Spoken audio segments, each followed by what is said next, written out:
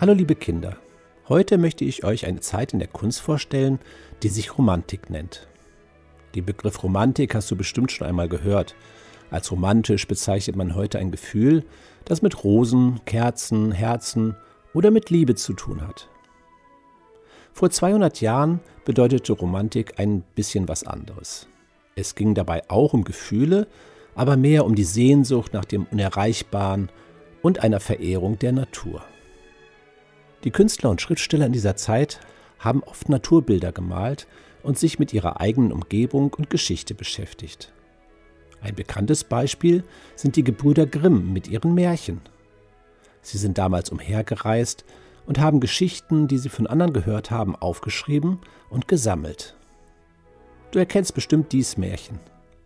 Richtig, Hänsel und Gretel. Aber zurück zur Kunst. Ein bekannter Maler in dieser Zeit war Caspar David Friedrich. Er malte fast ausschließlich Bilder, in denen die Natur die Hauptrolle spielt.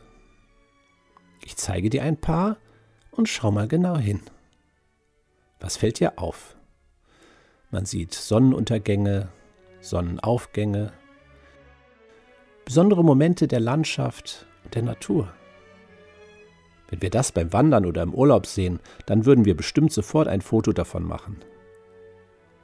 Die Natur und die Landschaft sind auf jeden Fall die Hauptdarsteller. Aber wo sind die Menschen? Wie sind sie dargestellt? Entweder ganz klein oder von hinten.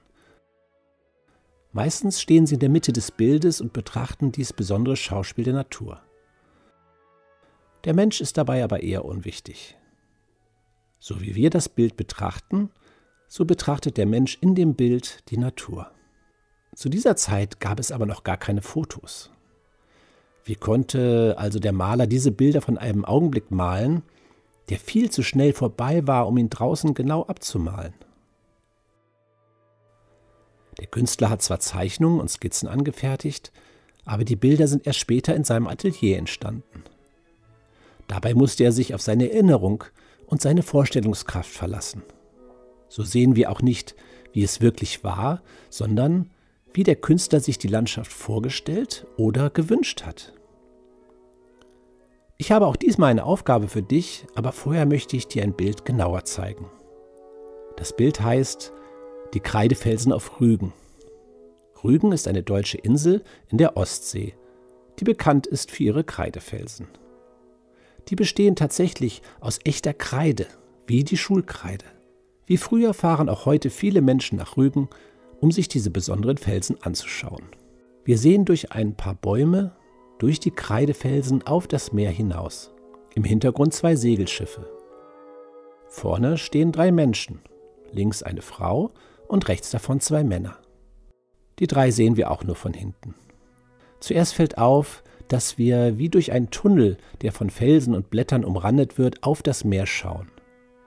Nach hinten wird das Meer immer heller und verschwindet fast im Horizont, sodass wir nicht erkennen können, wo hört das Wasser auf und wo fängt der Himmel an. Ich möchte euch etwas zeigen, das sich Bildkomposition nennt und bei vielen Bildern mehr oder weniger deutlich zu erkennen ist. Zuerst fällt vielleicht auf, dass man eine Linie von oben nach unten ziehen kann, die das Bild in 2 Hälften teilt. Ziemlich genau die Mitte. Diese Linie nennt man Achse. Der Künstler hat den Kreidefelsen rechts auch nicht einfach irgendwo hingemalt, sondern genau an diese Achse.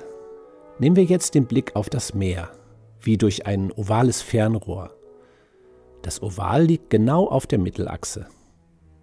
Vergrößern wir jetzt dieses Oval, dann sehen wir, dass die Felsen und die Bäume an diesem Oval angeordnet sind.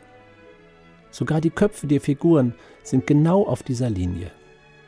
Das ist natürlich kein Zufall, sondern vom Maler genauso gewollt und die Bäume sind in Wirklichkeit nicht so gewachsen, sondern der Künstler hat sie so gemalt, dass es in seine Bildkomposition passt. Es gibt noch etwas Interessantes zu entdecken.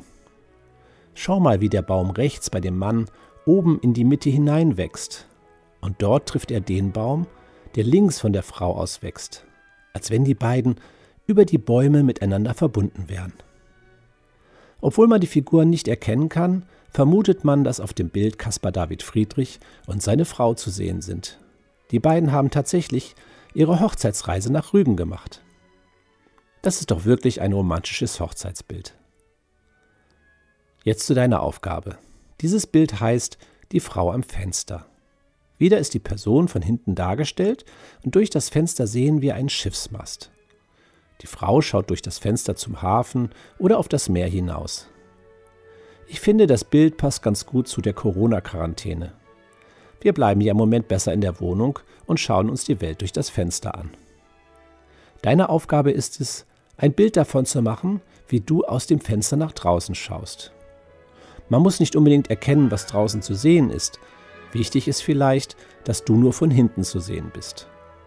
Hier ist mal mein Blick aus dem Fenster. Du kannst das Bild malen, zeichnen oder auch jemanden bitten, von dir ein Foto zu machen. Vielleicht arbeitest du auch damit weiter und benutzt das Foto von dir und klebst es in dein gemaltes Bild hinein. Es gibt viele Möglichkeiten und dir fällt bestimmt was Tolles ein. Dann viel Spaß und ich freue mich auf dein Bild.